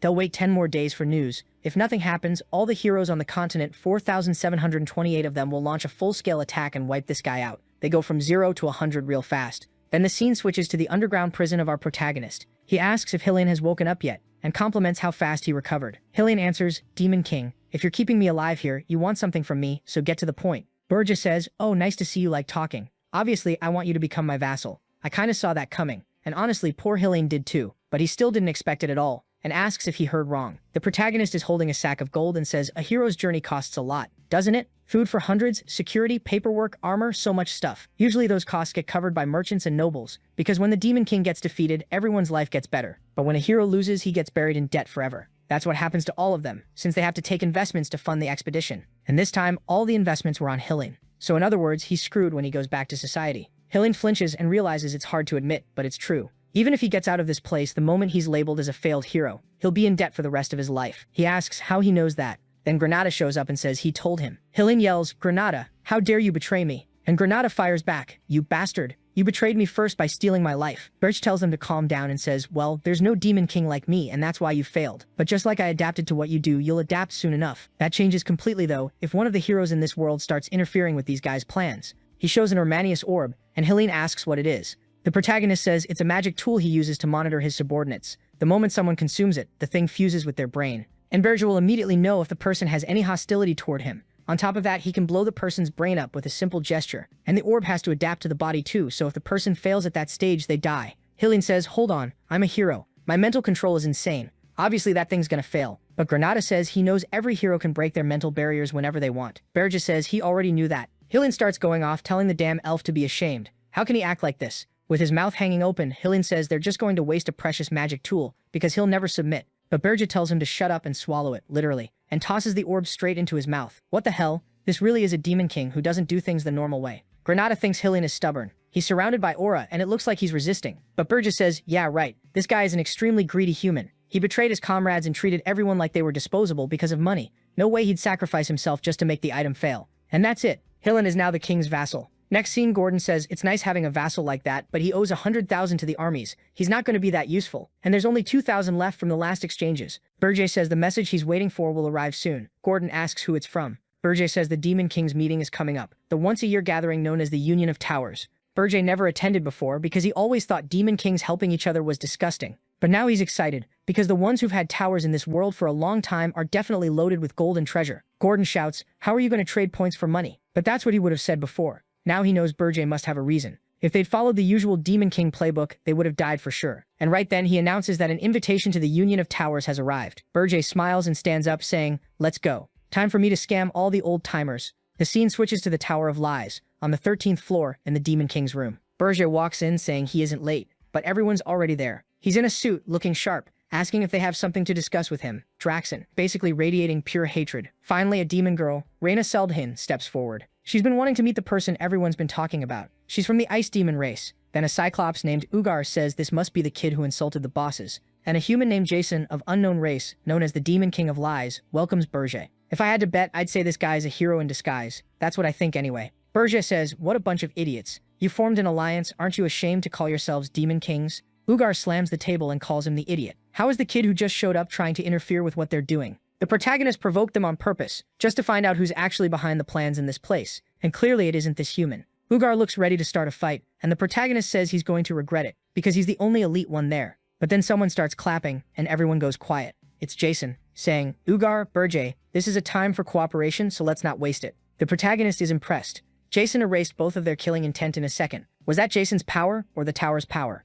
Berger says fine and walks to his chair, while Jason thanks everyone for understanding the situation they're in. Jason says, all right, let's start the meeting. Everyone say what you're thinking. Berger just says, it looks like this meeting won't be anything special. Then Draxen says he has something to say since nobody else is opening their mouth. Where's the damn hero Helene Cargill? Berger goes quiet and repeats, Helene Cargill. The scene cuts to two girls asking the same question. On the left is the maid of the Beast Guys, and on the right is the maid of the Human of Lies. They're asking Gordon, and he says he isn't sure. Helene didn't even make it to the tower. He must still be wandering around Urge. The human orcs there says, don't be ridiculous. He'd noticed the tower from far away. But Gordon says their case is different. Everything he's saying is obviously what Berger told him to say. Since Helene is going to be used as a spy, keeping it secret is the most important thing. Gordon thinks he has no choice but to obey, but then he suddenly starts yelling that damn Demon King is a disaster who never listens to anyone. Every time Berger wants to do anything, it causes a million problems, and he's ranting while also feeling great because he finally gets to vent. The people around him are like, yeah, but Demon Kings are like that, they're all weird. The girls start talking about their own problems too, and Gordon realizes all he really needed was emotional support.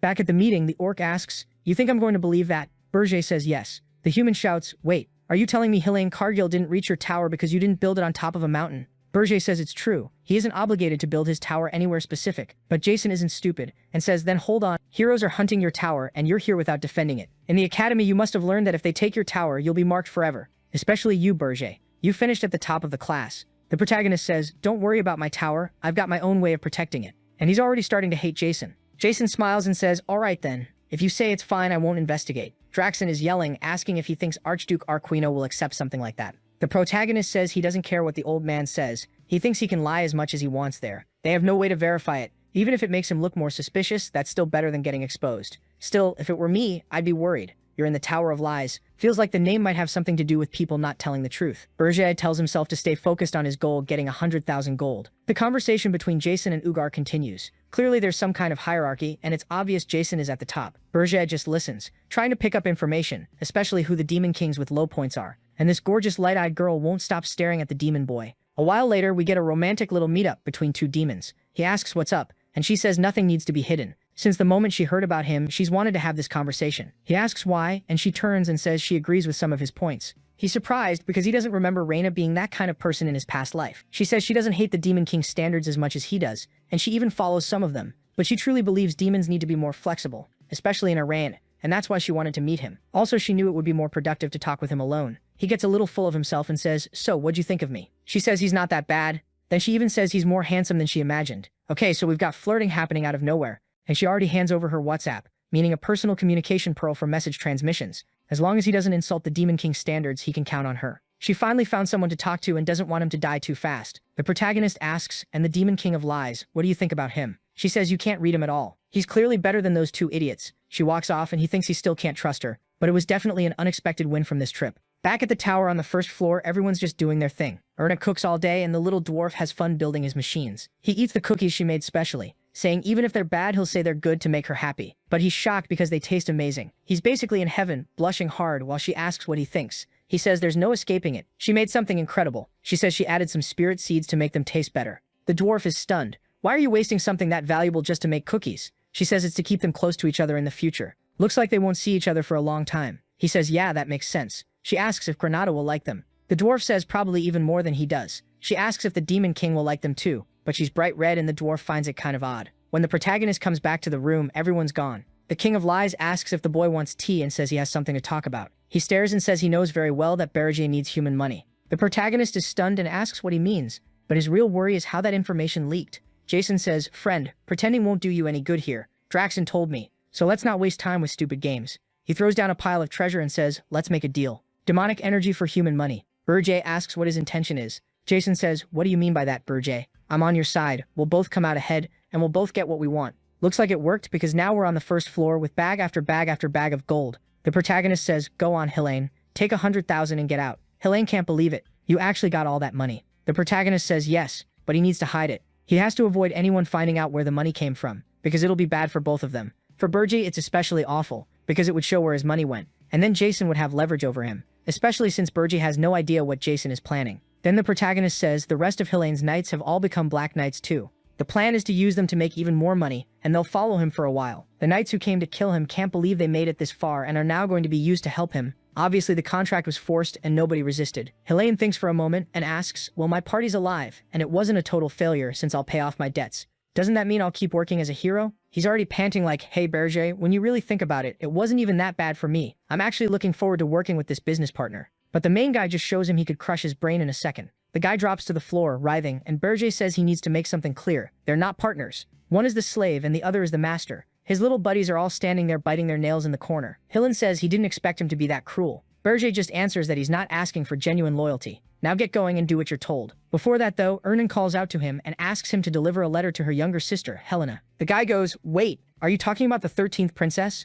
It's not impossible, but why are you siding with the Demon King? She just says she has zero intention of going back to the kingdom, and a hero with his status should know the royal family's secrets. Helene stops and thinks so the rumors really were true. If that was the case, he could kind of understand why. Sometime later, the tower is emptier. Gordon, though, wants to know if the hero is really going to follow orders. Burgess says Helene isn't so pathetic that he only cares about money. There's something else people care about, something they get even more obsessed with. A hero like him probably doesn't want honor. He wants popularity. He's all cheerful, giving some hyped-up speech. And Burgess knows someone like that. Someone who wants attention and always stays in the spotlight is even easier to control. And he's also the best kind of spy they can keep an eye on. So the orb is going to show what Helene sees? Not sure. But Gordon is impressed. Apparently Burgess studied humans on a level Gordon can't even imagine. And Burgess says if a human hero destroys society from the inside out as the Demon King's vassal, you'd love that too, wouldn't you? Gordon gives a little grin and says, definitely. When someone knocks on the door, it's Ernan, bringing some cookies for him to try. Burgess warns her that if they're bad, she's getting thrown in prison for a month for leaving her floor and wasting important supplies to make them. He takes a bite, saying a human dessert has to be awful. But then he feels something, and she's already imagining he's about to have that same blissed-out reaction the dwarf had.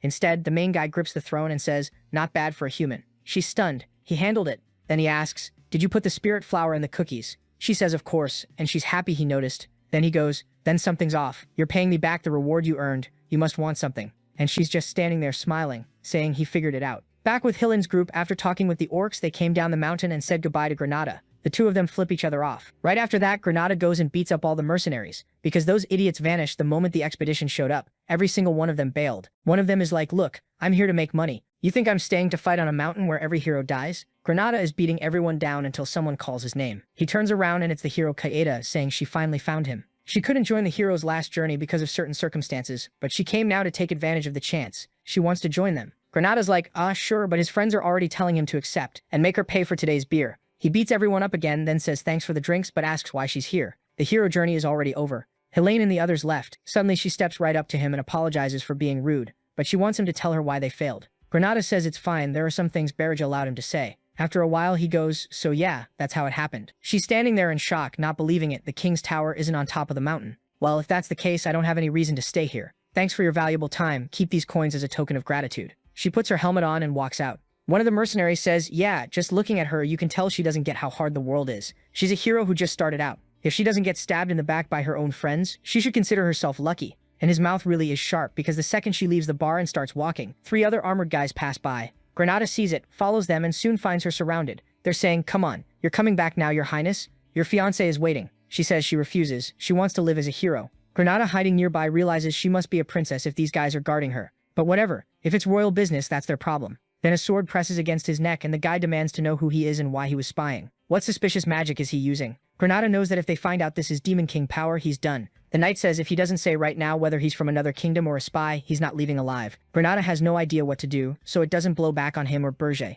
An explosion goes off in the alley, and he jumps out yelling that he's an assassin. Granada takes off running, trying to get away. One of the knights says he'll protect the princess, while Granada knows he's the only elf in the city. If he uses any elf power, he'll be exposed. The problem is he can't guarantee he'll get out alive otherwise. They're all shielding the princess. Granada decides that even if he gets exposed, he has to use his powers. And then Burgess shows up and asks why he's late. A black and purple flame flashes by. Burgess arrives, asking if this is why it took so long. Granada goes, are you not seeing the situation I'm in? Burgess tells him to stop being dramatic. This little experiment is nothing for an elf. The knights are in shock. A demon king is here. He must have come to kidnap her highness, and she's telling them not to worry about her. This is their chance to kill the demon king. Burgess, confused, asks, hold on. She's a princess? The knights say, stop lying, that's why you came. Granada then says, yeah, she really is a princess, and you're not here for that? Burgess says no, he was just passing through to finish a task, and ran into this mess by coincidence. They call him a liar, a filthy demon, but rewind a bit. Back when he asked Ernan what she wanted, she says she wants Senail powder. Apparently it's used to form spirit contracts. Hundreds of years ago, an elf named Senail made contact with the human kingdom. The king ordered her to develop a supply that could form contracts between humans and spirits, the way elves can. That's how the powder was created. Burgess says, with your talent, you shouldn't need that. She says he's overestimating her. First, there's barely any mana in this tower. Second, she's not an elf, so she needs it. Burgess asks, you're trying to form a contract with a high-ranking spirit, aren't you? She says, maybe just a tiny spirit. Burgess knows that in the previous life at 27, she formed a contract with her first high-rank spirit. When people found out, the whole continent went crazy, because it's insanely rare for any human. But now she's thinking of doing it 7 years earlier? He finds it weird she hasn't been in the tower long. Did it really affect her that much already? Still, if the tower gets stronger, he gets stronger too. So he says fine, thanks for the food, and he's leaving. Back to the fight, he says he has his own circumstances, so they need to end this fast. Poor Kaede flinches and the whole place explodes, but he's impressed. She really was a hero because she protected everyone with her aura. She says yes, she has the aura created to wipe out the demon race. He's her natural enemy, and he's going to die for leaving that suffocating palace. She immediately throws out a crescent moon spiral / an instant aura technique that tears through any enemy. In that moment, she wants to become a hero and kill the Demon King, because she was sold off to some old man from another region, and he was excited to try out that youth. Obviously, she said no way she's living with that creep. Even if she's a princess with no value, she won't accept that life. That's why she trained day and night non-stop without getting tired. If she defeats the Demon King here, she'll be recognized as a hero, and she'll be free forever from her father's orders. She'll decide who she marries. Then Burji catches her attack and crushes it with one hand, saying it's not that big a deal. In that moment, the girl's hope shatters, and he asks, if you're a hero, you're not going to die from this, are you? That's when she understands the difference between a Demon King and everyone else. Then he says a princess always has more uses than people think. She begs them to wait. The knights tell her to be careful, but it's over. The whole place gets blown apart. Everyone's dead, turned into smoke on the ground. The entire city gets completely vaporized, leaving a crater. People are screaming for mages and healers, trying to understand why the Demon King attacked out of nowhere. Was it the creature that lives in the Urgrus Mountains? Speaking of the mountains, we're back there, and poor Kaede is lying in his cell. Ernan thought this was what he meant, the Senial thing, and asks if this is it. He says, no, that's Princess Kaede of the Ninth Empire, I think. From now on, she's going to live with you on the 4th floor, so treat her wounds.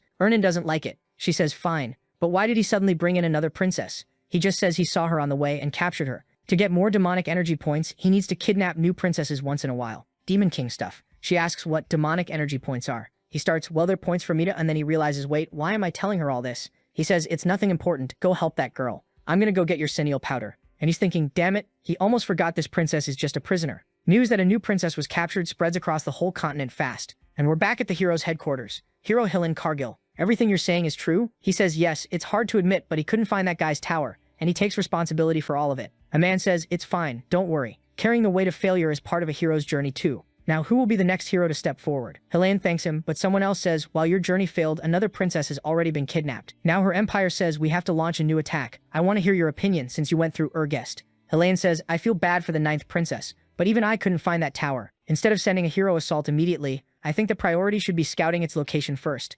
Once we know where it is, subduing it will be easy. Also, I get the feeling that if the Demon King trusted his own strength, he wouldn't hide his tower. All the heroes are like, yeah, that makes sense, that's logical. He might be breaking the rules Demon Kings usually follow, but he seems weak and cowardly. Everyone agrees, this Demon King must be weak. The human at the main panel says, thanks to Helene Cargill's information, we understand it's not a good time to send the main assault. First, we must confirm the tower's location. Helene says, understood, and leaves, thinking, so this is what you wanted, Demon King. Use my freedom to block the first journey. I bought you plenty of time. The rest is on you. Gordon passes all this information to Burja, who's impressed the heroes were already ready to launch a full-scale attack. If it weren't for Cargill, this would have gone badly. Making that guy his vassal was the best choice. Now he has both Granada and Helene working outside, and thanks to that princess he found wandering around, he's gaining even more points. If he can use the Armanis orb on her, maybe it'll be possible to draw out her true potential. Logar is forging the tower again and restructuring everything, and the dwarves are taking control of Urgest. Soon Princess Ernan will form a contract with a high-level spirit too. No random hero journey is going to have the guts or the chance to get through here.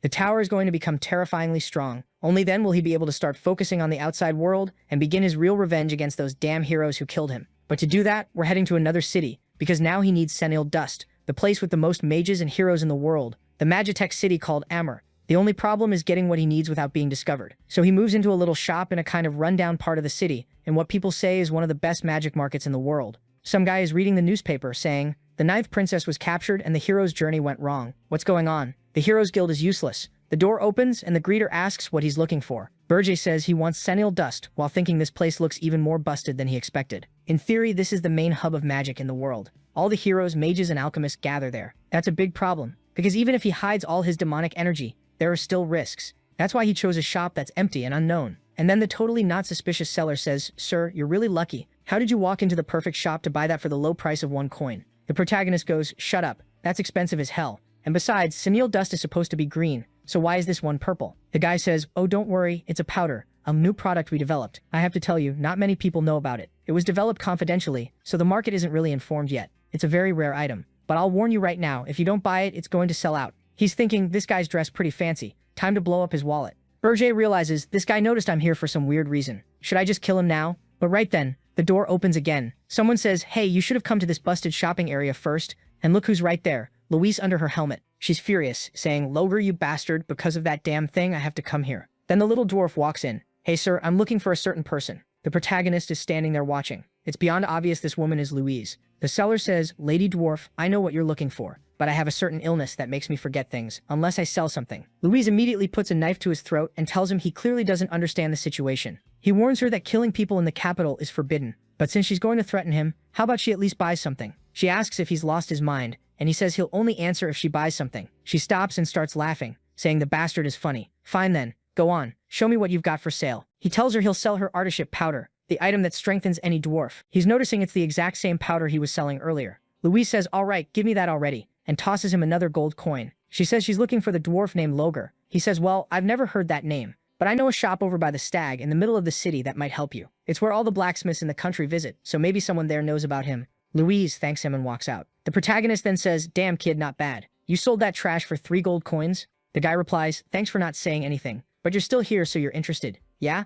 I can teach you a little secret for 10 coins. The protagonist realizes what a pushy scammer, and that makes him like the guy. Then he says, "Go to the Golden Merchants Guild and say, 'I was sent by the mountain.' They'll take you in." The guy turns around, "Hold on, you're connected to the Golden Merchants, so why are you sending me there? Those people are about to go bankrupt. Me with the bright future I've got, I shouldn't go to some dump like that." The protagonist says, "If I were you, I would. Because the person you scammed was Louise Welfs." He drops the bottle. "Louise of the Dwarves?" And the protagonist says, "Go now. Go to the Moon Merchants Guild so you don't die. Your salary will be 1 gold coin a month. If you refuse, I'll bring Louise back here right now." The guy says, "No, please. Don't do that." Then he suddenly changes his expression and goes, "That's what you thought I was going to say, right? For God's sake, you're trying to scam me. Bring her here right now." Like the princess would leave her place and show up out here in the middle of nowhere. The protagonist says, "All right then, I'll go get her." She comes back in pure rage and the scene cuts to outside with him thanking her. The protagonist is impressed. Even this failing place sells senile dust. This really is some city. But then she tells him to stop. She says, "I want to thank you. Because of you, I managed to get my money back." The protagonist asks,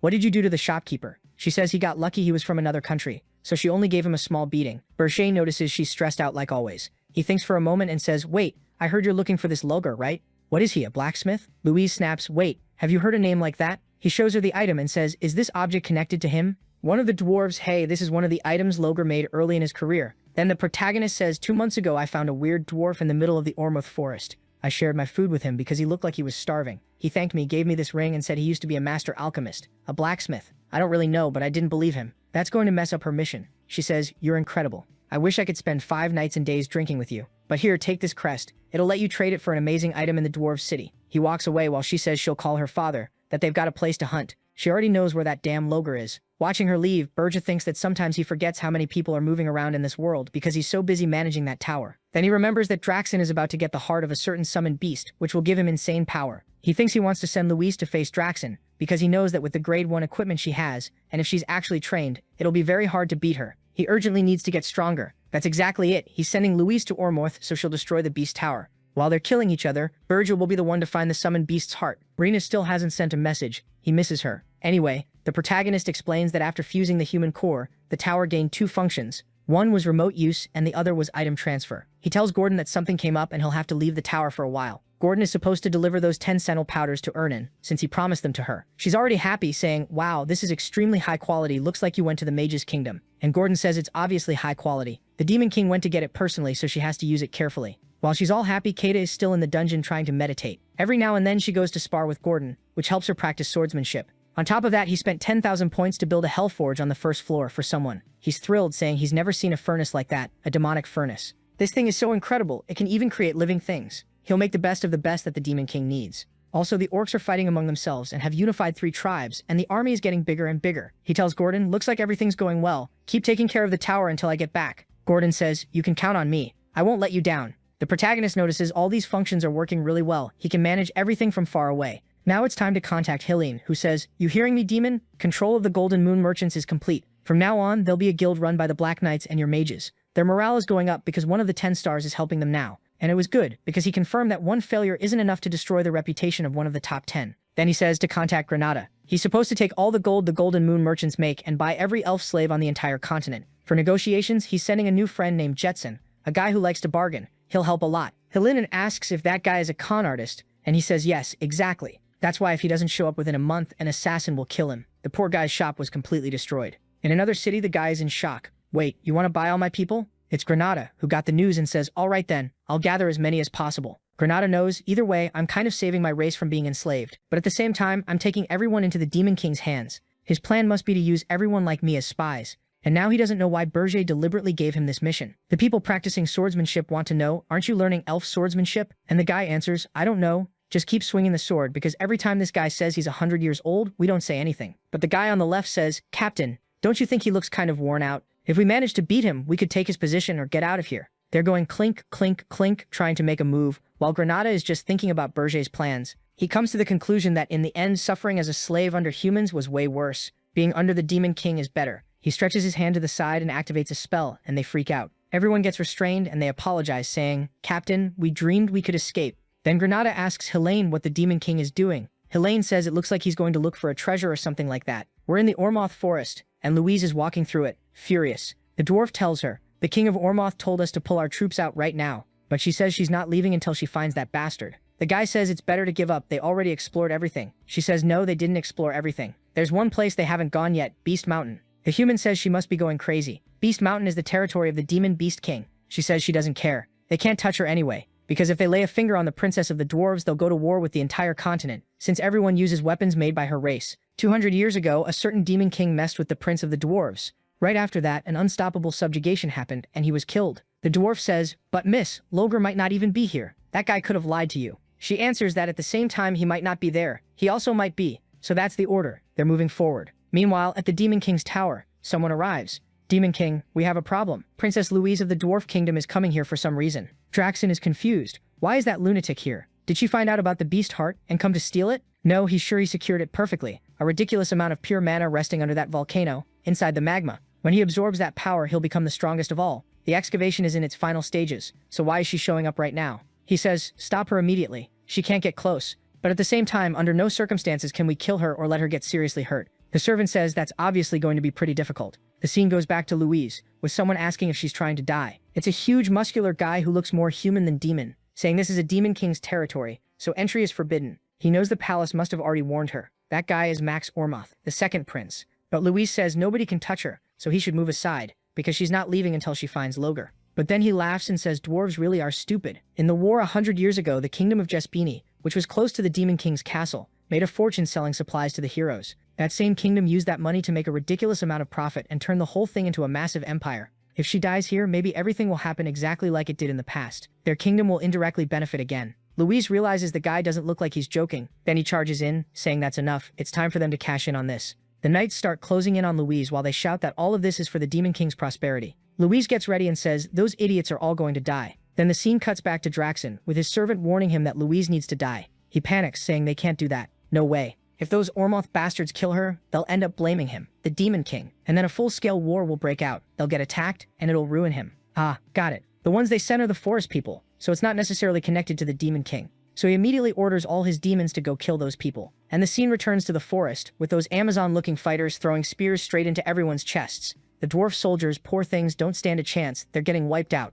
They raise a Spartan-style shield wall, and Louise is just standing there in shock. The dwarf next to her tries to warn her that those people have way too much of an advantage in this terrain. They never had a chance to fight head-on. The moment he opened a path, she should have run. She's furious, saying this is so damn frustrating. She just wanted to kill everyone. But he tells her to calm down. Meanwhile, she looks through a gap in the shields, and the guy is mocking them, calling them ridiculous for doing that turtle formation. But in the end, he says they're all going to die in a single attack. He throws his arm back, summoning a purple aura. But right then, he senses demonic energy showing up. Looks like the Demon King's subordinates have arrived. Someone standing near him says an Ormoth attack wasn't part of the plan. Humans really were a pain. The two of them look back and realize it isn't the Beast Demon King. It's Berger, but he's wearing that thing that hides his face. And he says that today, unfortunately, the Prince of Ormoth has to die. Immediately, the forest fighters start yelling to kill the princess while he holds this guy off. They thank him and rush in, but then he feels something coming from the side. It's Louise with her aura activated, blasting through people, demanding how that bastard has the nerve to look away in a fight with her. He's shocked she's way too fast for a dwarf. He decides he has to kill the princess first, but then he feels an aura coming from behind. Whoever that Demon King is, it's like he's paralyzing him with sheer power. While he's suppressed, Louise swings her axe with zero hesitation right through the middle of his chest, and the prince gets absolutely sliced up. The kid is down, and now everyone is attacking the princess, asking how she dares attack the prince like that. She tells them to come at her if they've got a problem, because she'll send all of them to join him. Then the dwarves break out of the turtle formation, pull out their crossbows, and start firing up at the targets above. The plan worked out fine. It's enough to keep Louise from dying. Now it's time for that person to fall into the trap. 5 minutes earlier at the Beast Tower, Draxon felt demonic energy. His servant looked confused. He says he knew it. Hold on, there's someone here who isn't his vassal. Some other demon king sent someone into his territory. And with energy at that level, it had to be an elite demon, or even someone higher rank. A fight is already happening between the Prince of Ormoth and the Dwarf Princess, and now someone else has joined in. The timing of the intrusion is way too perfect. He needs to understand what's going on. He arrives and sees everyone dead, and asks if they got the princess, and where the demon who invaded is. One of them apologizes, saying that when they arrived, the princess had already been surrounded by Ormoth soldiers. Draxon is furious. He thinks the princess is already dead and was taken away, which is why he can't find her. Meaning a war is going to happen, just like what happened 200 years ago. His wolf is saying the princess was surrounded. They tried to help, but he's thinking that while we're seeing that the princess actually crushed everyone. Okay, so the wolf apologizes. Unfortunately, they couldn't save her, because she killed them all. Draxon snaps, basically like, don't mess with him. Stop confusing him. The others step closer and say the Prince of Ormoth was killed by her. So what are they going to do about the rest of the Ormoth people still there? Draxon knows that if he kills all the Ormoth soldiers, the dwarf princess will pin the prince's death on him. It would be a good chance to gain demon points. But killing a prince is totally different from kidnapping. So he says leave everyone alive. Don't kill them, because I'll be the one who gets blamed. Now tell me who was the demon that invaded my territory. They reveal they still haven't found anything, and Draxon is pissed, calling them pathetic. But he accepts that if it was a high-ranking demon specialized in hiding, there's no way they'd find him. So he activates ultra-sensory amplification, a kind of detection that lets him find even traces of magic that pass through, and immediately, he sees a strange trail from a demon he doesn't recognize.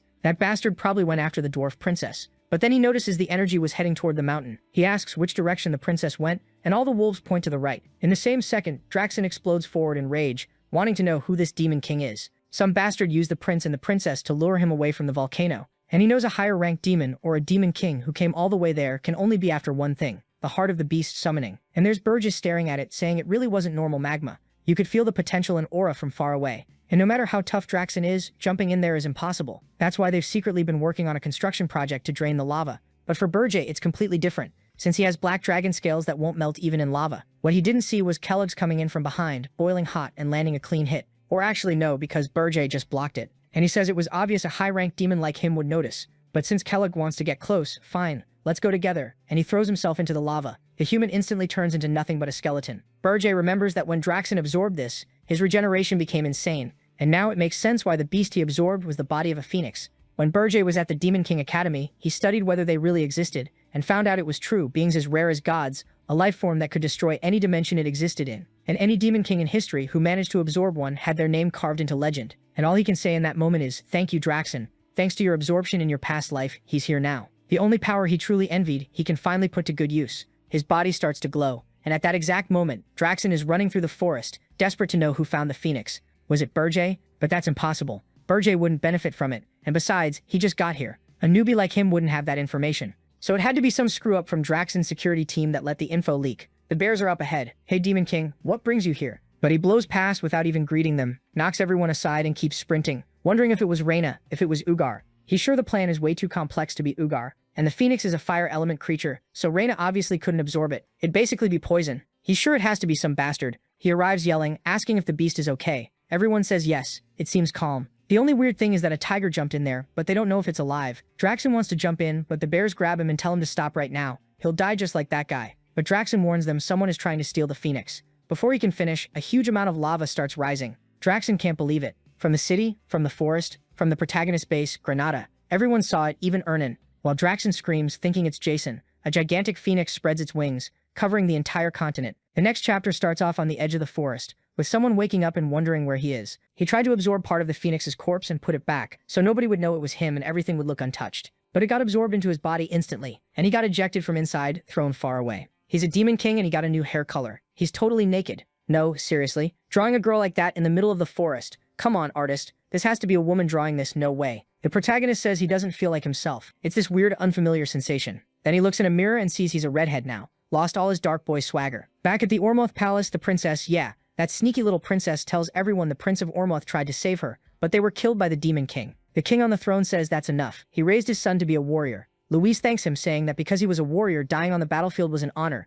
But the king slams the throne and basically tells her to shove that honor where the sun doesn't shine. He orders them to call all the Hero Guild members and prepare an expedition to destroy the Beast Demon King's tower. The scene cuts to Helene, who's now kind of confused. Who the hell are you? He asks the Demon King. Burgess just says, it's me, your master, idiot. I look different. Now hurry up and give me the info. Helene says the King of Ormoth is requesting a hero expedition, and apparently Captain Rosal Chart is joining. She's one of the top 10 heroes, a battle mage specialized in flame magic, and it looks like the vice captain is also one of the top 10 heroes, Palavir Zerode, someone who reached the top through pure martial mastery. And considering they're sending 2 from the top 10, the goal is obvious: wipe out that tower. On top of that, there are 200 heroes as well. The protagonist is impressed. They're sending way more than he expected. But Berja, on the other hand, is impressed, and also feels like someone doesn't want the Beast Demon King to die, because otherwise they'd send a lot more. Why don't they want him dead? That's what makes him hesitate. Destroying a Demon King's tower in theory should be the goal. It's full of treasure, rare items, and even a Demon King's corpse is worth a lot. If they're launching an attack without using their full power, it's because the tower falling is the last thing they want. Even something that looks simple is showing there are multiple conflicts underneath. Human society really was complicated.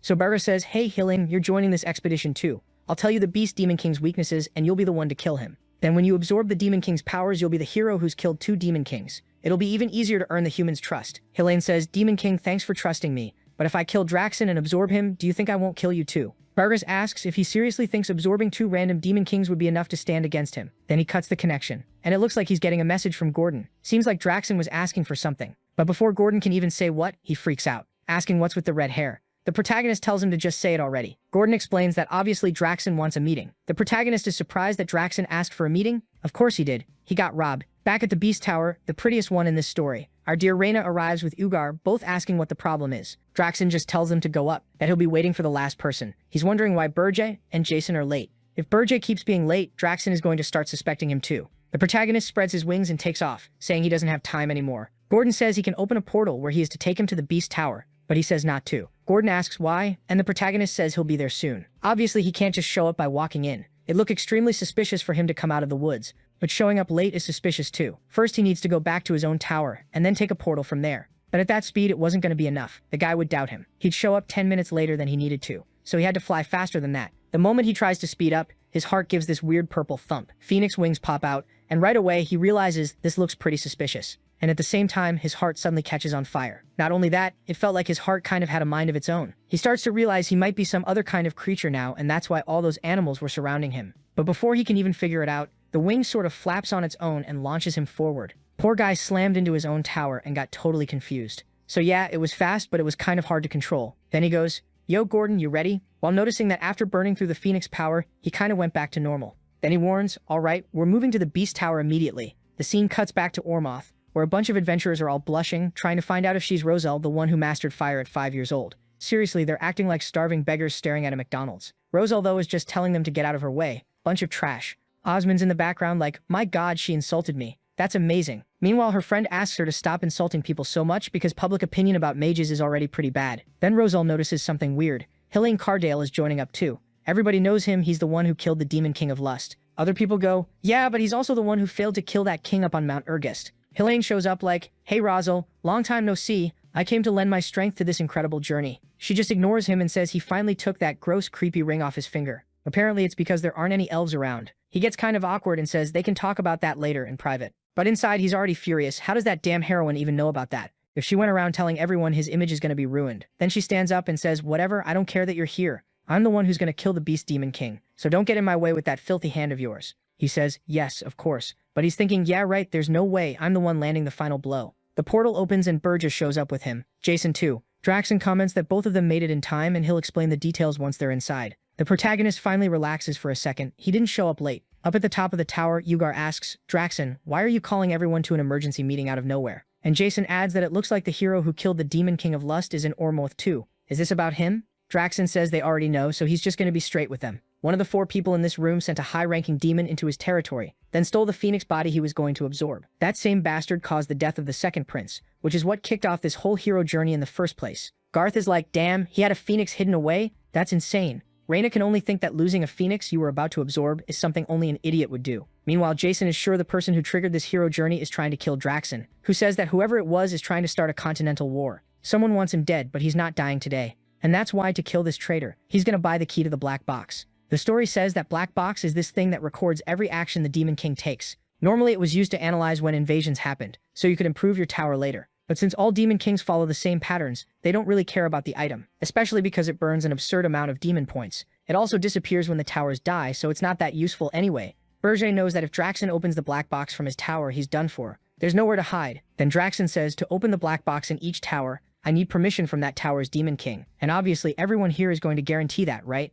Unless that person is the culprit. Berger is furious and now it's bad because Reina is the first to grant permission, along with Jason. Garth grants his permission immediately too, and the protagonist without many options, since he can't hesitate, accepts as well. Draxen says everyone approved, excellent. He'll contact each of them separately with the results, and that ends today's meeting. That key was a single-use item that costs an absurd amount of demon points. And right before a hero journey, it would be insane for Draxen to spend all those points. Every key would put his life, especially his life, at even more risk. But the moment this journey actually ends and things fail, that's when he'll have time to buy each key. And that's why, before that happens, our protagonist has to make sure Draxen dies. The protagonist says he's just going to check the tower and head out now, because they still need to keep planning everything. When he goes down to the first floor, Logar is there all hyped up, holding this huge futuristic cannon, saying it's the magic bomb cannon forged with the flames of the King of Hell, Catapult Mark 1. He tells the kid to admire its majestic form. He's never made a masterpiece like this in his life. Good lord, there's a billion words coming out of him. Burjah's like, for the love of God, I told him to build whatever he wanted, but he's not right in the head.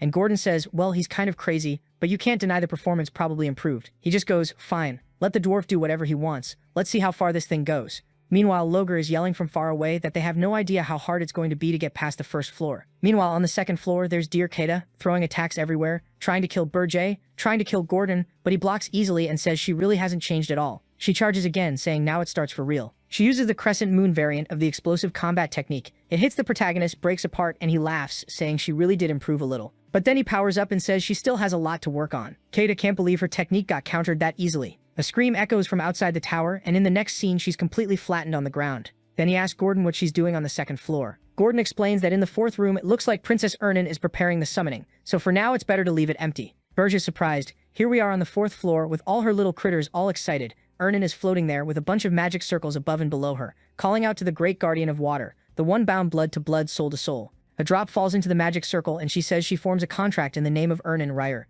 and asks it to hear her call. Then the water spirit named Niruniel appears, surprised, saying it's unbelievable that someone talented enough exists to summon her inside a demon's tower. And then she accepts, saying Niruniel, a high-ranking water spirit, recognizes this human, Ernan Rai Roder, as her soulmate. Light sparkles. Ernan floats in the water, looks like she's about to pass out, and falls into little Burge's arms. She looks exhausted and asks what he's doing there, and he says she almost missed something extremely rare. He tells her she did a good job, and she says it was nothing. It's all thanks to the high-quality senil powder he brought. Then out of nowhere she says, I love you, Demon King, but she feels weird and says it wasn't her. Burge just stares, totally thrown off, while she tells him to believe her. Yeah, it was her voice, but she didn't want to say that. Something else said it. The protagonist looks over her shoulder and sees it was the little water spirit, looking embarrassed, saying it slipped out. But she really does love the Demon King. And the little spirit is staring at him, asking when they're going out for a romance date, because her hobby is reading forbidden romance genres. The protagonist is there wondering where the like on this video that helps Mamoru make more juicy content for his viewers. Activate the cheeky little bell and I'm out.